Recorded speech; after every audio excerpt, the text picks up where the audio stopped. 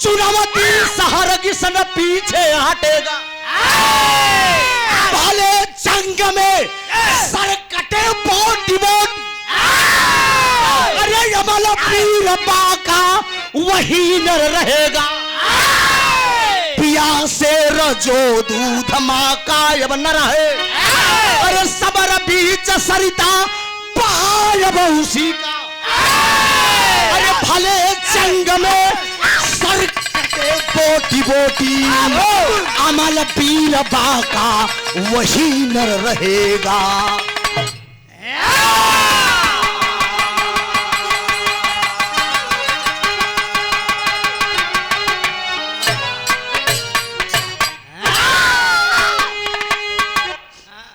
Hello base बना, हल्का से पतला कर दीजिए इसको, ये वाला पतला कर दीजिए हल्का से। अगर मर्द मर्दांगनी का है मालिक, चुनौती से हरगिज न पीछे हटेगा। भले जंग में सर कटे बोटी बोटी, अमल बीरबा का वही न रहेगा। पिया शेर जो दूध माँ का अब न रहे, समर बीच सरिता बहायब उसी का। भले जंग में सर कटे बोटी बोटी, अमल बीरबा का वही न रहेगा। शानदार इंसान की जिंदगी इस धरती पे कभी कभी मिलती है मित्रों, लेकिन मऊआ हिजड़ा रोजे पैदा होती और रोजे मरत थी। समय का बेला भी है, जे भाई का जाए के बाद आराम से उठिए, किसी को डिस्टर्ब मत करिए। चूंकि आप लोग दो दो राउंड सुन चुके हैं। समय कितना निकल गया बा? 3:30 बज गया है। तो ठीक है, आप लोगों ने बड़ा सम्मान किया, लेकिन सबका डिस्टर्ब न करा। जेके जाए के बाद आराम से निकल जाओ, इसे जाए के कोनो काम का नहीं बाटा। जावे घरे वाले को परेशान करबा, केवाड़ी खटखटवा तो मेहरनुओ कहीं निपुर्रा सुने गए रहे। तू गाड़ी नींद खराब करे तो न एहर कोबा न ओहर कोबा, तनी 1 घंटा बाद जाबे तो 4:30 बज जाई, दुल्हनियों हरे उठ जाई, तो चाय पानी बनाए तो तुम्हें कुछ मिलिन जाई। न एहर पौबा न ओहर पौबा, तुमको प्रयासियों करबा तो ठेल दिया जाबे। कुछ काम हासिल होए वाला बा कौली का लाइन लग गया।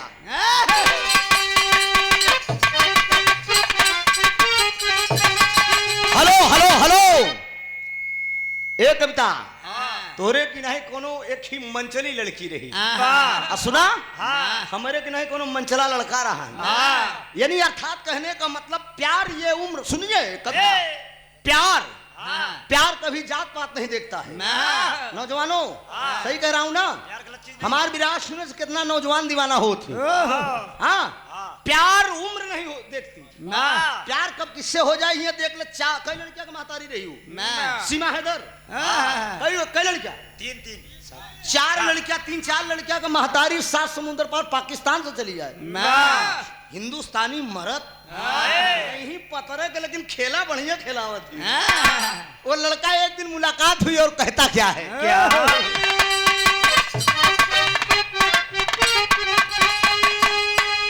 कि अरे राहे वफा में मुझको राहे वफा में मुझको अरे तू आजमा के दे। अरे आशिक, अरे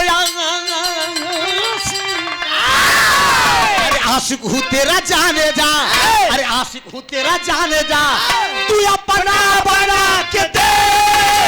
आशिक हूँ तेरा जाने जा, अपना बना के दे। आशिक हूँ तेरा जाने जा, अपना बना के दे। आशिक हूँ तेरा जाने जा। हम कभों जिद नहीं करे पैसा भरे, हम कभों पैसा भरे जिद नहीं करे। 2400 अबे 2400 बाकी बा। सुरभान यादव कवि जी, इनसे हमारा हक, हमारे बड़वार भाई है। तो जब भौजाई के दे सकते का देवरे के नहीं दे सकते। सादर 100 रुपए का आशीर्वाद आया है। घर में लड़ी और झगड़ कर ले, हम कभो इतने मेहरबान से बिराह होत रहन, कभो एक खूब लूट देत रहन, हमसे मतलब नहीं रहन, लेकिन कि भौजी से बतावे के पड़ी। इशारा बना तो दे देवा तो रात खत्म रही। इशारा है कि हिम्मत हो तो जाएगा, अरे हिम्मत हो तो जाएगा, अरे कभी पंजा मिला के दे, आ जाएगा समझ में, अरे आ जाएगा समझ में, अरे जंघा मिला के दे, आ जाएगा समझ में, अरे जंघा मिला के दे, आ जाएगा समझ में, जंघा मिला के दे, आ जाएगा समझ में। इशारा हो, कहानी की शुरुआत यहीं से है मित्रों। जौहरी का भाव दिया गया।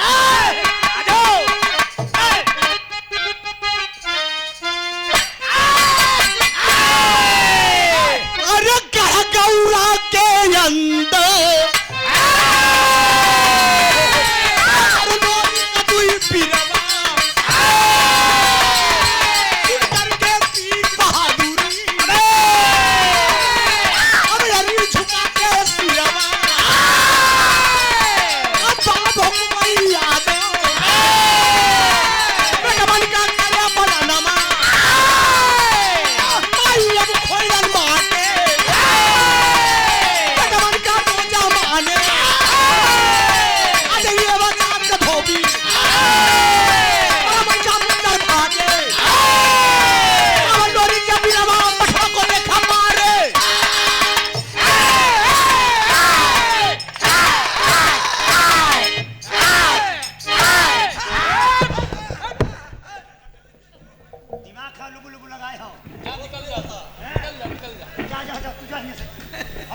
हरियाणी आप लोग समझे। गढ़गौरा के अंदर सावर लोरी दो भाई थे। मतारी का नाम खोइलन, बाप का नाम कुबई यादव, गुरु का नाम अजय, जात का धोबी। लोरी का समरू को गुरु का नाम रहन अजय, जात का धोबी। 12 मन का मुक्तर भाजे। बहादुर अखाड़ा के बीच में ललकारे, ए भैया लोरी के एक थी गुरु भाई रहन जेकर नाम रहन मठवा। कहानी मठवई से बनता। मठवा छोटी कास्ट का था, लेकिन पहलवान था, बहादुर पहलवान था। यहाँ तक कि अजय का जितना चेला रहा केहू जीत नहीं पावा। बहादुर अकेले पूरे जंग में ललकार देता था। ए भैया एक दिन के बाद वही गढ़गौरा के अंदर मंजू गुरु अध्यक्ष जी एक थी यादव का लड़की रही, केकर जानता है? राजा सहदेव। राजा सहदेव जात का यादव गढ़गौरा का। राजा सहदेव का बिटिया जेकर नाम रही चनवा। चनमा ना गुरु, चनमा बड़ी खूबसूरत रही। देखे तो जे देखे तैसे टक देखते रह जाए। चनमा का एक दिन मठवा जब देखे ना चनमा के ऊपर दीवाना हो गया। अर्थात कहने का मतलब थोड़ी देर का बात है। मान लो यहाँ कविता है भाई, देखिए खूबसूरती हर आदमी के अंदर होती है। जहाँ खूबसूरती है वहीं देवियों का वास है। तो हो सकता है ये कविता मान लो तोरे खूबसूरती के देख हमारे दिल आई जाए तब का आ गए। वैसे आई नहीं बा। जब आई तो बताए दे, अभी नहीं आया है। हाँ वैसे मठवा का दिल चनमा पे आई गया। और जब चनमा पे आई गया तो राजा सहदेव चनमा का बियाह कर दे। ओकरे पति का नाम बस शिवहरी। कहा कि ये खीर रामदेव गुरु को धुन लगी बे डॉक्टर।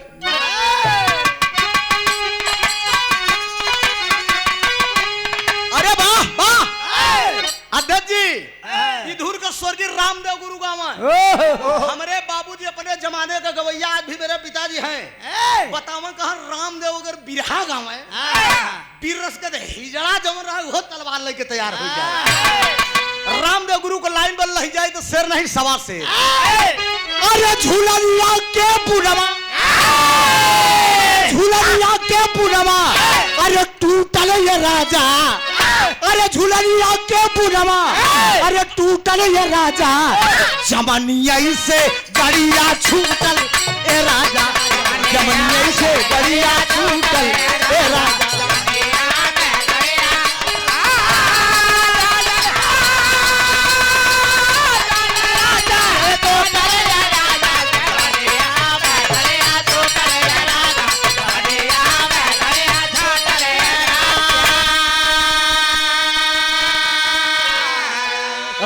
सहदेव अपने बिटिया का बियाह करे, चनमा का बियाह कहाँ भा कि अरे गढ़ गौरा से राम, अरे गढ़ गौरा से राम, अरे चौरा में अली चनैनी हो मन के दुल्हा न पहली, चनैनी हो मन के सजना न पहली।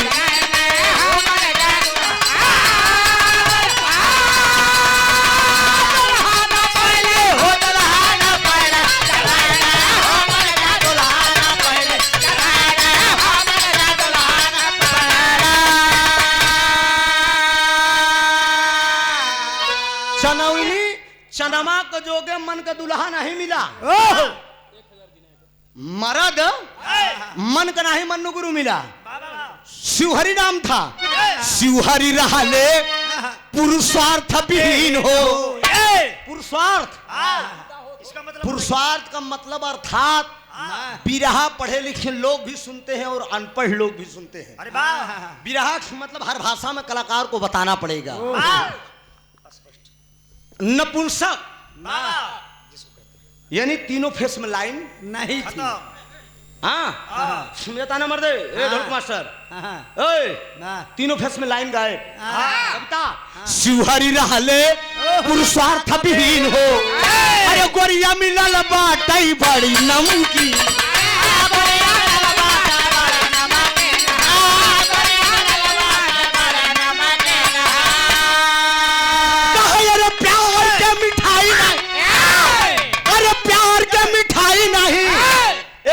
ससुरे में खैली चनैनी हो मन के दुल्हा न पहली। प्यार का मिठाई शिवहरि जो उनकर मरद रहन नपुंसक था। बियाह भ गई बेचारी ससुरे, और जब ससुरे गई तो वो एक दिन मर्दबा मिले ही नहीं। ए मन्नू अध्यक्ष जी एक दिन चनमा से मिले ही नहीं और भैंसी के तबेला में जाए के गोबर फेंके। चनमा एक दिन अपने ननद को बुलाए, पूछे ला कहा तुम्हार भैया कहाँ है? कहे भौजी हमार भैया भैंसी के तबेला में गोबर फेंकत थे। कहे अच्छा, कहें आप खाना कौन लेकर जाता है? कहें खाना कबो माई लेके जाता, कबो हम लेके जाते। चनमा बोल देती है मित्रों कि सुना, आज खाना कोई लेकर नहीं जाएगा, आज खाना मैं लेकर जाऊंगी। बढ़िया सिंगार पुटार किया, अपने मरद कर रिझावे बदे खाना लेकर जब शिवहरि के पास पहुंची, वही भैंसी के तबेला में गोबर बेचारा फेंकत रहा। इशारा करके बुलाई देते, एक थी यहाँ विद्वानों हैदर गुरु को हमारे धुन लगी लगाए के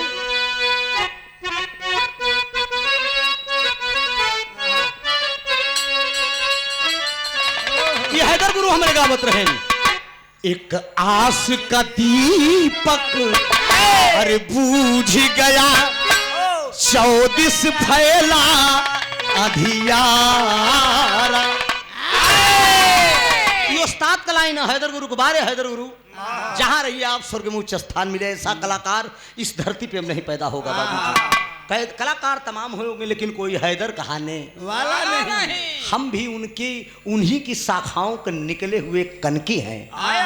लेकिन चनमा सिंगार पटार के शिवहरि से कह रही, सिंगार करके एक आस लिए वह अरे बोल पड़ी, मेरी बात सुनो दिलदारा। आस लिए वह बोल पड़ी, मेरी बात सुनो दिलदारा। आस लिए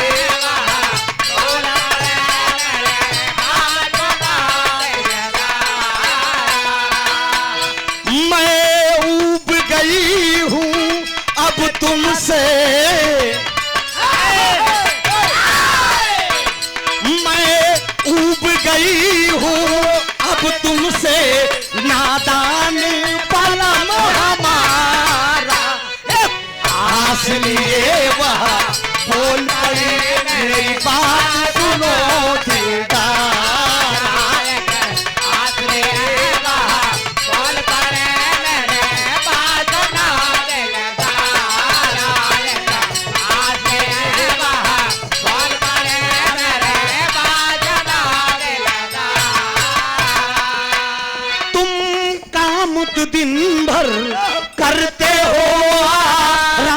नहीं अब करते हो काम तो दिन भर करते हो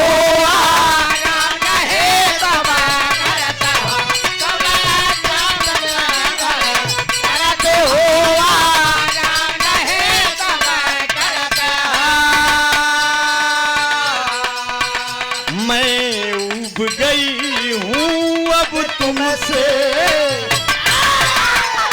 ए पिया जरा मेरे पास आइए, गौर करेंगे मित्रों। चनमा जो है शिवहरी को अपने पास बुला रहा है। चनमा शिवहरी को पास में बुलाती है और बुलाने के बाद कहती है आप खाना खा लीजिए। खाना खाने के लिए जब शिवहरी बैठ गया तो चनमा एक सवाल करती है मित्रों, मैं पिया आपसे पूछना चाहती हूँ, मैं आपकी अर्धांगिनी हूँ, केवल आप मुझसे ये बताइए कि ये जो शादी हुई है कि केवल इतना बता दीजिए कि क्या आपके मर्जी के खिलाफ हुई है, यानी अर्थात आप शादी नहीं करना चाह रहे थे, आपके माँ बाप जबरदस्ती शादी कर दी। आदरणीय सूरभान यादव कवि जी सादर 101 रुपए का आशीर्वाद, ये अच्छा लगता है। हाँ 1 रुपया घटा देते, बिल्कुल घटी, सब घटी। अब 23.5 मुँह 1 रुपया कम कर दे। बहुत बहुत बंधन। क्या ये शादी आपके मर्जी के खिलाफ हुई है या आपके माँ बाप जबरदस्ती कर दिए हैं, इसलिए आप सुहाग रात में मेरे पास नहीं आए? तो शिवहरी कहाँ है? नहीं, हमारे मर्जी से भाई। कहें पिया जब आपकी मर्जी से शादी हुई है तो आप मेरे पास क्यों नहीं आए? ऐसी कौन कमी मेरे अंदर है? तो शिवहरी बतावत है कि ए चनमा ये कमी तोहरे अंदर नहीं बा, जवन कमी बा हमारे अंदर। कहें कौन कमी है? आप मेरे पति हैं, आप बताइए मुझसे। शिवहरी बतावे लगे, कहन एक बार चनमा शादी के बाद भगवान भोलेनाथ की मैं तपस्या किया, शंकर जी को प्रसन्न किया। कहन तब जब शंकर जी को प्रसन्न किए आप, तब क्या हुआ? कहन शंकर जी जब प्रसन्न हुए तो हम उनसे वरदान मांगे। कहन बोलो बालक क्या चाहते हो? तो पत्नी बोलती है चनवा की स्वामी आपने क्या वरदान मांगा?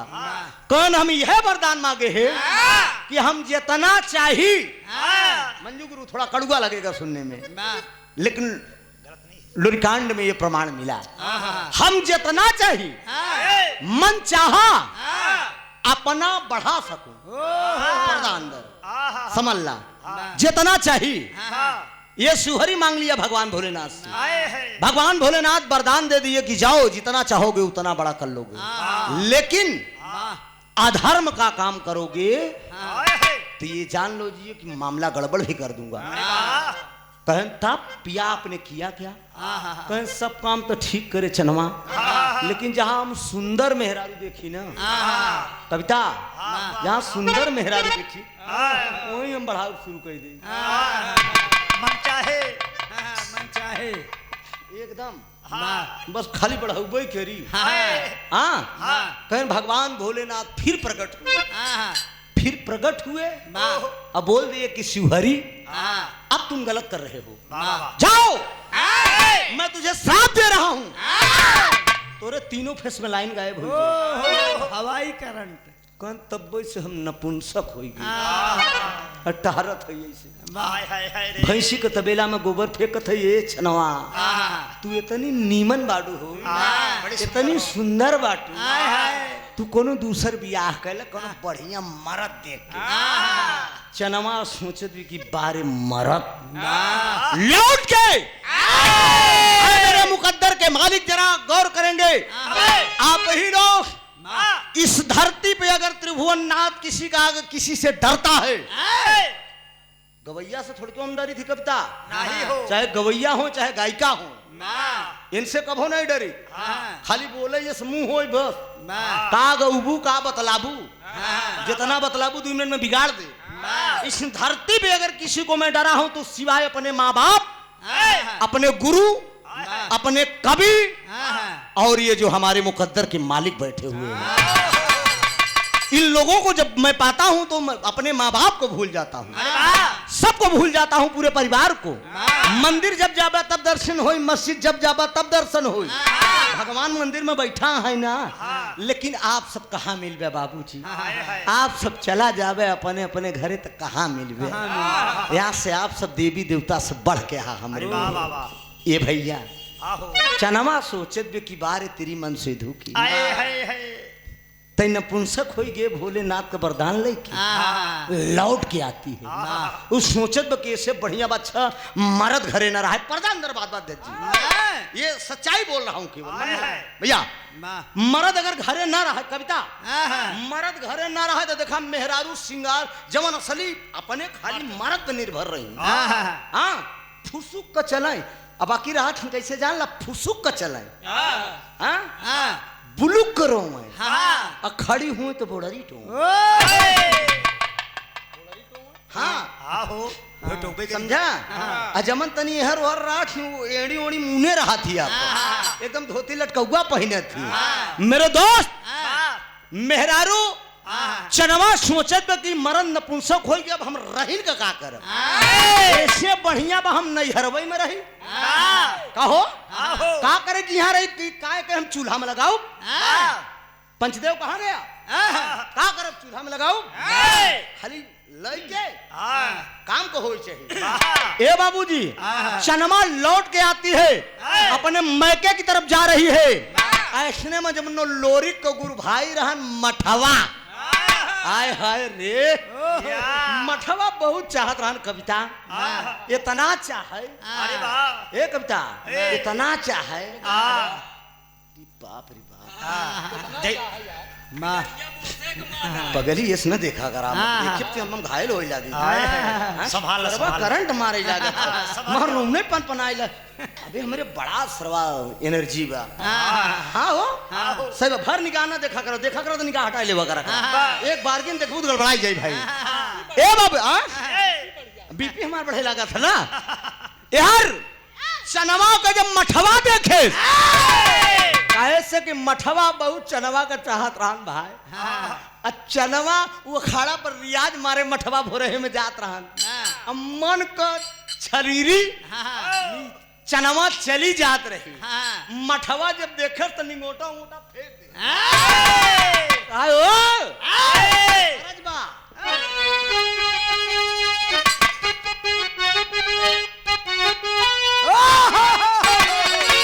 यह लाइन बा कि पिया परदेसिया,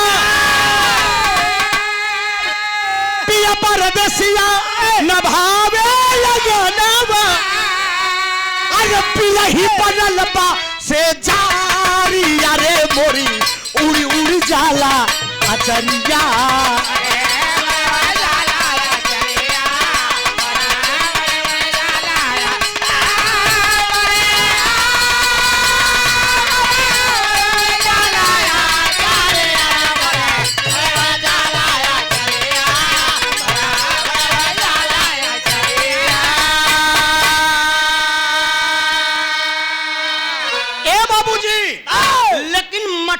चनमा के देखे तो करत का बा मठा घर के उसे ना दिख रहा मठवा के बाबू जब पड़ले नजरिया,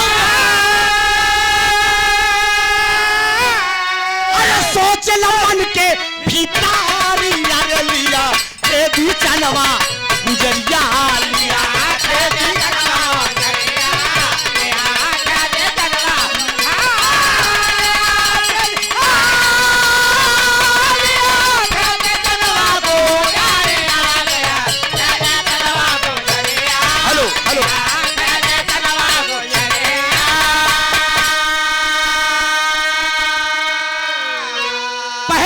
चनमा को।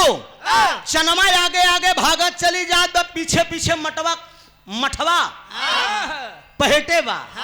अब पकड़ नहीं पावत बा तो एक ठे कविता एक ही जात का गड़रिया, ई गड़रिया बड़ा गद्दारी करे। अरे रहिया में कुबई गड़रिया भेटैले, अरे लग्गा लगाई के तब ओके गिरैले, लग्गा लगाई के तब ओके गिरैले।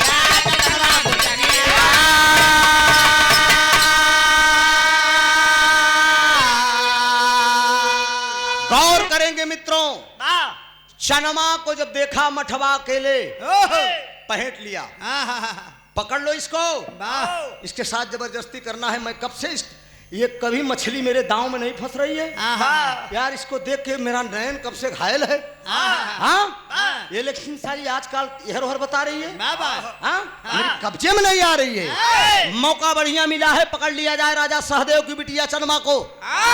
जात का गड़ेरिया एक कुबई नाम का भेड़ी चरावत रहन भाई, अब मठवा के तना डेरा है, मठवा के जलवा रहन का पकड़ पकड़ जाए ना पावे।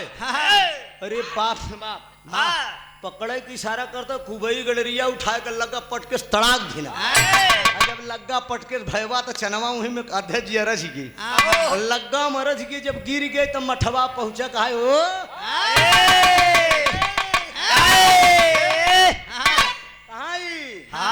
कहाँ उधर कहाँ चलू, इधर आओ, इधर आओ, सारा मजा इधर है। और कहाँ दुबकी जा रही हो? दुबके से काम बनी? तुम मेरे पास आओ, जन्नत की सैर मैं कराऊंगा। दिल्ली का ताजमहल अगर ना दिखा दिया तो हमारा नटवा नाम नहीं। अरे वाह, ये लंबा मोटा डंठा ना काम दे, नटवा काम दे। अरे वाह, ये मठवा इशारा करता। आ जाओ। तो देखा तिरिया पुरुष के भाग्य मेहरारू को चरित कब बदल जाए। दादा रामधार गावत है न, रे ठगिन तोर छल बल,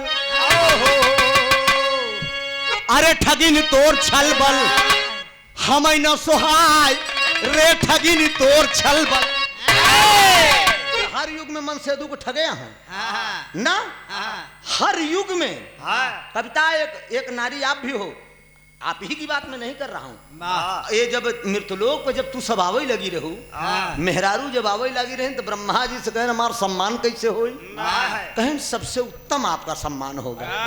कहन कैसे, कहन हम इतना आकर्षण दे दे तोरे बाल में, तोरे नाक में, तोरे ऊंट में, तोरे आँखी में, तोरे बरौनी में, तोरे बार में, तोरे एड़ी में, जहरे से मरद देखी हो से करंट मारी, चाहे अगाड़ा चाहे पिछाड़ा, मतलब इतना मैं भाव दे दूंगा। तो यही बार हर युग में मर्दों को इन्होंने ठगा है। तो देखिए चनमा का कर दिया, पुरुष का भाग्य मेहरारू को चरित चनवा दिमाग लगाए दे। जब गिरी मठवा पकड़ ले तो कहे हम खुद राजी है, भी राजी तो कहा करही काजी, तब काहे फिर भागत रहो। इतना परेशान करूं, गड़रिया का लग्गा पटकवाए तब तू कब्जा में आऊ। कहा ना ना ना हम राजी है, तो के हम चेक करते रहे कि तू हमके कितना चाहत हो, कितना हमसे तू प्यार करत। कहा हम बहुत चाहे, कहा तो करे जब फाड़ दे, कहा करेजा ना फारा खाली है। देखा जो इमली के पेड़ बा, इमली के पेड़े पे चढ़ जा, इमली के पेड़े पे चढ़ के इमली तोड़ दे। और हम व्रत भूखी है, पहले फरारी कैले, ओकरे बाद राजा आवा आवा राजा बजा समझा आवा जमन बजावे को बजावा बोल रहा ना, खाली छवि गावा मैदान लगावा। आजा तो चनवा मठवा सोचत के ठीक है कहा देखा दिमाग लगाए राजी हो। उ मठवा के चढ़ाई दे इमली के पेड़े पे, और जब इमली के पेड़े पे चढ़ के तो बैरी के झाखर रखा रहा, चारों तरफ लई आए के पेड़े का बगली बगली लगाई दे। मठवा कह दे चुप चारों तरफ लगाए के दिमाग लगाए दे मेहरुवन वाला तिरिया चरितम दय्यम न जाना लगाए दे भाई कि जब ले उतरी ही झखरे मरत जाई, तब तो चनवा पहुंच जाई अपने घरे। यह दिमाग लगाए के बाबूजी चनवा वहां से खसक लेती है, आती है राजा सहदेव के दरवाजे पे, अपने पिताजी के घर पे आ गई। और उसके बाद ये जब मठवा उतरा, मठवा जब उतरा तो गढ़गौरा में जाए के पूरे हिरन के ललकार दे। गढ़गौरा के लोगों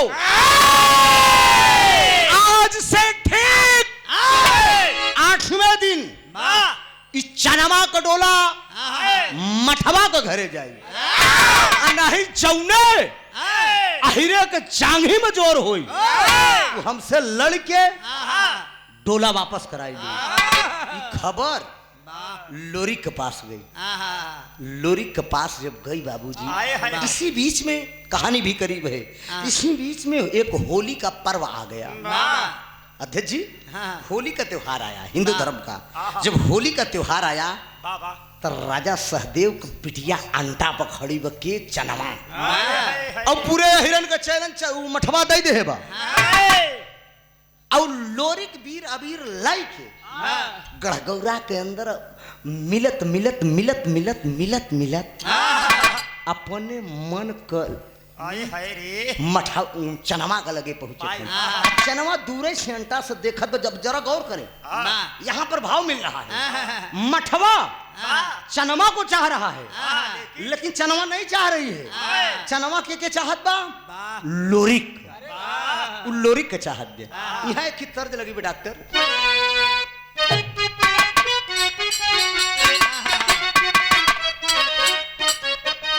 यह तरज में तनिक अब रामदेव बुल्लू को गुरु को बड़ा झलक बताए नहीं। रामदेव बुल्लू का वतरन की हम पीरतिया हो, हम पीरतिया, हम पीरतियों करीतियों न जनली कि अरे जिंदगी जो बोलू, अरे हम पीरतिया करीतियों न जनली कि जिंदगी जवान हो जवान हो जवान हो गई। रामदेव गुरु गावे कि अब ही दुल्हा के चढ़ली बाजवनिया, अरे ये दुल्हन पुरान हो गई।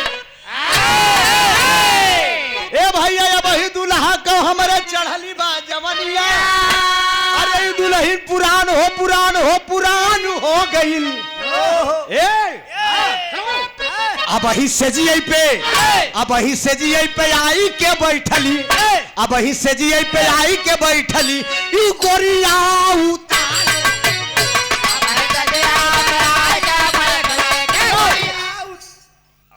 अब ही सजिए पे आई के बैठली ई गोरिया उतान हो उतान हो उतान हो गई। हैदर गुरु हमारे गाँव है कि गईले ससुरारी बन के दुल्हावा। ए कविता ये अपने जमाने वाली बात बतावत है हो कि गईले ससुरारी बन के दुल्हावा। देखना तो यार भैया बैठा है ना, तो हमारा भौजी है फरजाई समझ ली हो। गईले ससुरारी बन के दुल्हावा हम इकट्ठी कमाल कर दिया। गईले ससुरारी बनी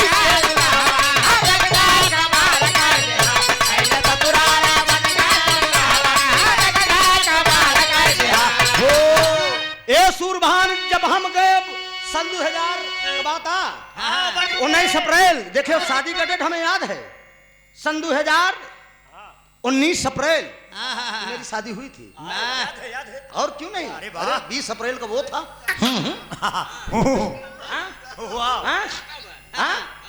गईले ससुरारी बन के दुल्हावा हमें एक थी कमाल हो कमाल हो कमाल कह दिया। छोटका सरवा जब लावा परछल, छोटका सरवा जब लावा परछल हम ललकी। भागो मत, क्यों भाग रहे हो? गाना तू भागा है? पटक मारो।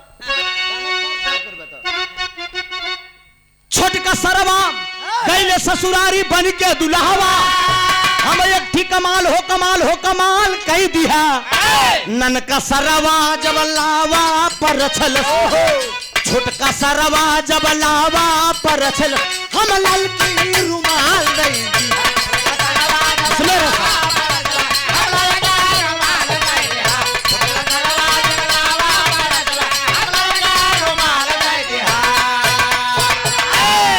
अरे आईना बसंत ऋतु, अरे उड़ी लगर दीर मोरी देहिया भइल बा, अरे पियर हरदी रे मोरी। लेकिन ये कविता हडिया के ठीक गवैया है जलाल प्रजापति, समोधीपुर में हमार उनकर बिरहा बा तो कहन भैया तू जो खूब मार वीर रस सोचन त्रिभुवन का धाप दे वीर रस में वीर रस पे वीर रस दू ठिकाए तो वह में उनके वीर रस के दोनों को जवाब लगा के ठीक ककहरा दे दी कहने भाई हमें कर जवाब न दे तू बाघा है तो हाँ नाटवा नाम बो तो हम अपने से लिखे के लाइन अरे चमन चढ़लबा का रूरा कुल अरे चमन चढ़लबा का रूरा कुल अरे भुलाई जाई बिउ हो जावा नटवा के पाले पर बुझू भुलाई जाई बिउ हो जावा नटवा के पाले पर भुलाई जाई बिउ हो नटवा के पाले पर भुलाई जाई बिउ हो जावा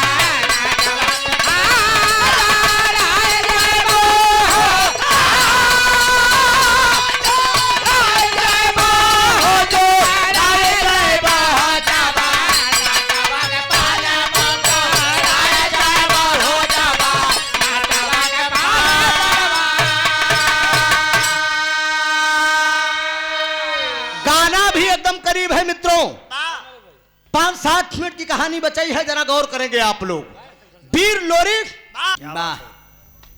लइके अबीर लोरिक अरे चनमा से मिले ले एक कविता नयनन नयनन कवार उहै भइले अनखी तिरछी नजर मारा था हाँ चनमा ऐसे मारा था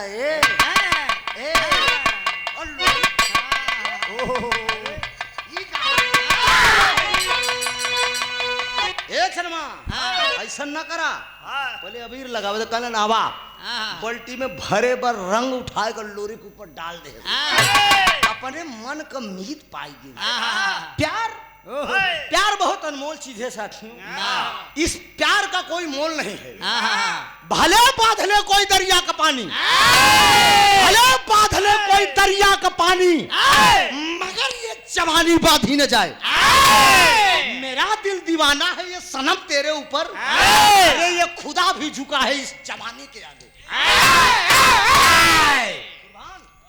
जब जवानी के आगे जब आवेले चुकड़त की आवेले मुन्ना गुरु जवानी के आगे जब आवत है ना चुकड़त की आवाला कब आए हो तेरे चुकड़ता हम समझते गुलाब सिंह कटरा में ढेर चुकड़ दे ए बाबूजी पर्दा अंदर बात बचल चिंता न कर बेटा समझत ना बका बात खाली हम जानम ना लोरिक गाना करीब है अबीर लगाई दी है चनमा का चाय के जब अबीर खेले के लिए गए राजा सिंहदेव बतावत है इनकी बतावा मठवा 8वें दिन डोला लेके जाए कहत हमरे बिटिया का लोरिक तुरंत चल दिए कहां पहुंचे अपने गुरु के पास जो जात का धोबी था अजय अजय से कहन कहन गुरु ये बतावा हमारे बियादर का लड़किया गुरु भाई मठवा जबरदस्ती डोला ले जाए बरे कहत बचनवा का बतावा ये अच्छा काम करत बा अजय कहत है यार कोनो दामोई नहीं बा हम कैसे बताई कि तू उसे जीत जाबे उसे क्यों जीत उत ना पाई इतने में बगल में गुरुआइन खड़ी हैं जेकर नाम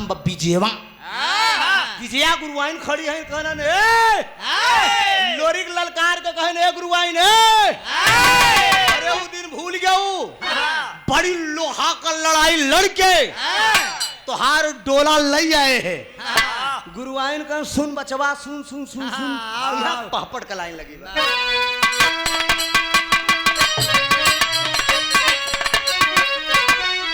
अरे एक पत्ती और जा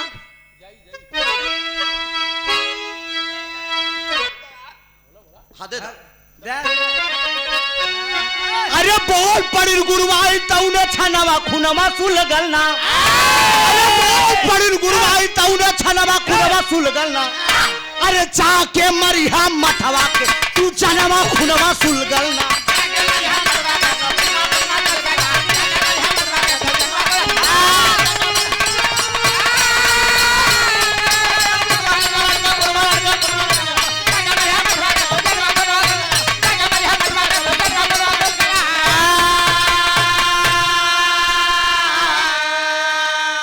अरे 60 बीरा पान खाई के अब रन के अंदर जइहा हो आ देखी फेर के मठवा जब तब जुक्ति है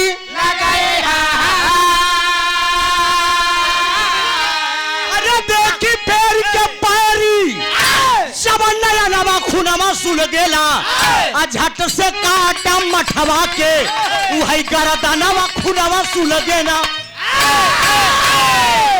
ए बेटा ए 60 बीरा का पान लगवाए और पान ठीक बना ले। पूरा मुंहे में खाए ओकर बढ़िया लाभ बनाए लबाब लाभ पिच बनाए थे अपने देही में ई अजय गुरु का मतलब जो औरत है लोरी का दांव बतावत है जीते बरे कहीं मारे वीर तो कहीं भागे वीर कहीं कर बल छल अखाड़ा में सब लगावे के परत बिरहा मंच पर दोनों गवैया ही कर बल छल सब लगाई देते बिरहा गावे बरे जमावे बरे चाहे हमें भौजी कह दे चाहे हमें देवर कह दे चाहे हमें अपन मेहरारू बनाई ले चाहे हमें अपन मर्द बनाई ले लेकिन उतरे के बाद टाँग टाँग ठस केवल ही तक लिया के पंचदेव चल दे बस समझ लखप कहाँ गई? पॉइंट नोट किया जाए मेरा सही हो तो हम सच्चाई बोली थी खाली यहाँ मंचवे तक देखने के देख लो चीखने के नहीं दूरी से देखो निचके से पॉइंट नोट किया जाए। ए बाबू कृष्णा बेटा कड़ू का तेल पूरे बदन में चपोड़ ले आज जब 7वें दिन डोला ले मेरे मठवा आई चनवा का ना तो अखड़वे के बीच में ललकार का खड़ा हो जाए अब पाने का 60 बीरा का पीछ पूरा मुहना में लबाब बनाए ले अब वह जब तोके पकड़ी तो तोरे बदन में कड़ू को तेल रही सटक जाए और के खिसियाए के पकड़ ले अब पकड़ के पिठासा पर थूक दे कहते तोरे घाव हो गए तो हमसे लड़बे। अब बाबूजी 7वें दिन डोला लेने के लिए जब मठवा चलता है तो उठा के अलादा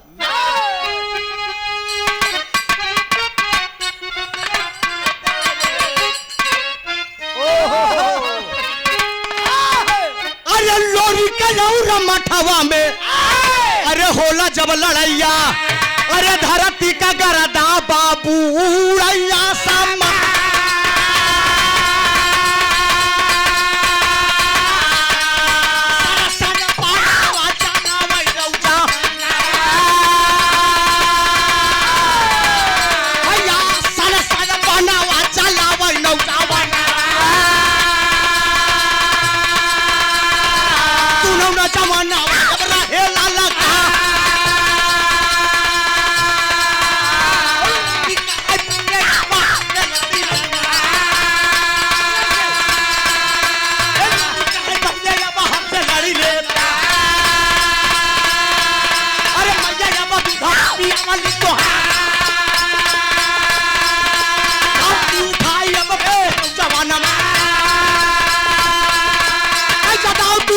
लोरी का चला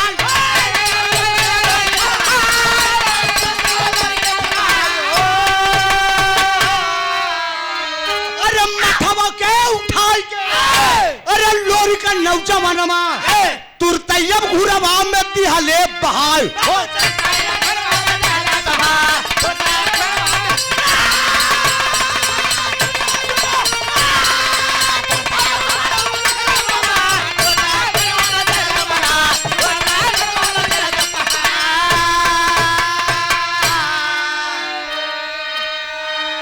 घोर करेंगे बाबूजी लड़ाई होए लगी चनमा का डोलवा ले बेरे मठवा पहुंचा अखाड़े के बीच में जंग में लोरिक ललकार के खड़े हो गए कहा पहले तू हमसे लड़ तब हमरे बियादरी के बिटिया के ले जाए लड़ाई पर लड़ाई जब अध्यक्ष होए लाग तो बताए ना कि लोरिक बदन में कड़ू के तेल चपोड़े रहे मंजू गुरु और जब मठवा पकड़े तो सट से सट अब पीछ बनाए रहन बढ़िया खिसियाए के जबरदस्ती एकदम पकड़ ले एकदम केहनियाए के चपकाए के पकड़े गर्दन उठाए के लतवा पर चढ़ के अड़मा हुमुक दे जब हुमुक के कहा सुन यही पिठा सवा पे ये पिठा सवा पे उठाए तो सेटिंग से सबके साथ पिछा सवा पे भैया ओम वो पनवा का पीछ मारे ने एकदम भाच से कहलन हे हम हमसे का लड़बे पीछे देख अपने पिठासा पे देख तोरे पिठासा पे कितना घूर हाँ, खून भैया। फेंकत बे घाव क्या पहले दवाई करा ले पिछवा देख हाँ। तोर पिछड़ा खराब हो गया मठवा मुड़ के देखत अपन बारी लोरी हाय हाय आही रे ढंग के छलिया रे वाह समझा हाँ। ऐसा मुंह ना बनावा हाँ। नहीं ये दुनिया पे जितना चमत्कार कर रहे हैं केवल यादव कर रहे हैं बिरहा जगत में लेडीजों का सबसे सम्मान केवल अहिर करत है अहिरे गवावत है आहो अहिरे सब काम बनावत है का पंचदेव मेरा पॉइंट नोट कर लिया जाए जान ला, सारी लेडीजन के समय सेवा भाव अहिरे देते हैं जान ला सेवत है ना अहिरे के पानी जकरे लागत अरे एकदम चिकनाए जात है सही कहा तो मेरा पॉइंट नोट कर लिया जाए सच्चाई न हो तो समझा चाहे और अब नाम न ले ज्यादा यूट्यूब लगा तोरे बनारस के दशहरा हम सब जानत है नहीं की त्रिभुवनमा इतना रद्दी भा ए बाबूजी घाव हो गया मुड़ के मठवा देखे बारे लोरी बगले में अध्यक्ष जी घूर रहन उठा के लोरी को मठवा का लसिया से बहाय दे जब घुरवा में बहायन तो पूरी शरीर धस के मंजू गुरु खाली इतना ही बचाबा जब इतना ही बचाबा तो मठवा कहत बा जा यही राम करे तो बहुत दगाबाजी लेकिन मरद की बेरी हमके पानी पियाए दबा लोरी सोचत हन कमाल गुरु भाई के पियाई दी जब पनिया पियावे जात हैं तो गुरुआइन कहन हे बेटा अरे जिंजा जिंजा कहन कहीं कहीं अब्बा तो के पाई जाए तो कच्चे चबाई जाए तब कहन बांसे को 60 पोड़े का चोगा बनवावा बांसे का 60 पोड़े को चोगा बनवावा अहो चोगा से पानी मठवा का पियावा गौर करेंगे बाबूजी बिरहा करीब है पासे का 60 पोड़े का जब चोंगा बनवाए लोरी दूर से 60 पोड़े का चोंगा से दूर वो पानी लोरी मठवा का पियावत है जब मठवा का पियावत तो मठवा फिर चमत्कार करेगा आखिरी भाव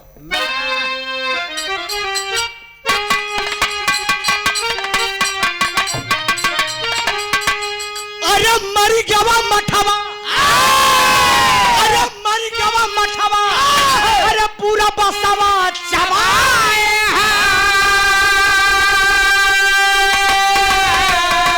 अरे लोरी के पीर दिहले अरे लोरी के पीर दिहले घूरा वही में गाड़ा वाई हो लोरी पीर दिहले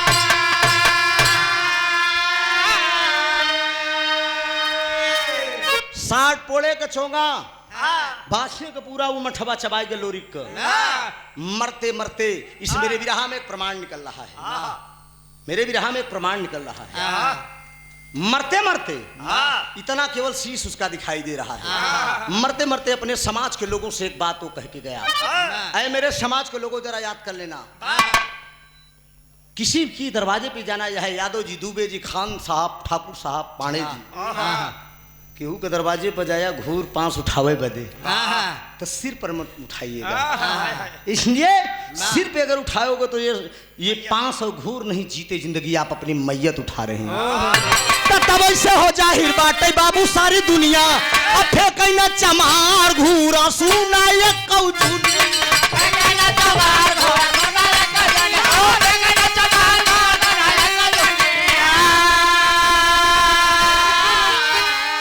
बोल दिया खबरदार जो ने चमार भाई की चीज के जानकारी बा केहू खिया मंजूरी करे जे तो सिर पे नहीं उठाएंगे चनैनी में ये लेख लिखा गया है यहाँ कमर पे लगाए ले हैं लेकिन सिर पे इस्तेमाल नहीं करते इसने कि मरते मरते वो मठवा अपने समाज के लोगों को एक संदेश देकर हो गया बाबूजी यही विरहा मेरा खत्म हो रहा है गाने का हमारे शीर्षक था चनवा और लोरी का प्यार आखिरी भाव हो, गाने बजाने में अगर कोई त्रुटि हुई हो तो क्षमा चाहूंगी, इसलिए कि अभी प्रिंसिपल नहीं बन पाया हूँ, विद्यार्थी।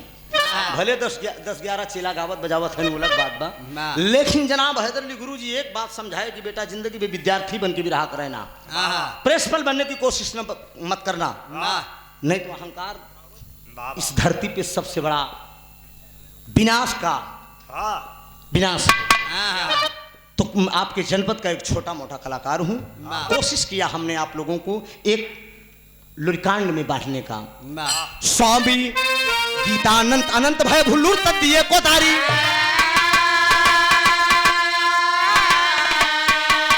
राजा राम आधार कहे गुरु हैदर की बलि।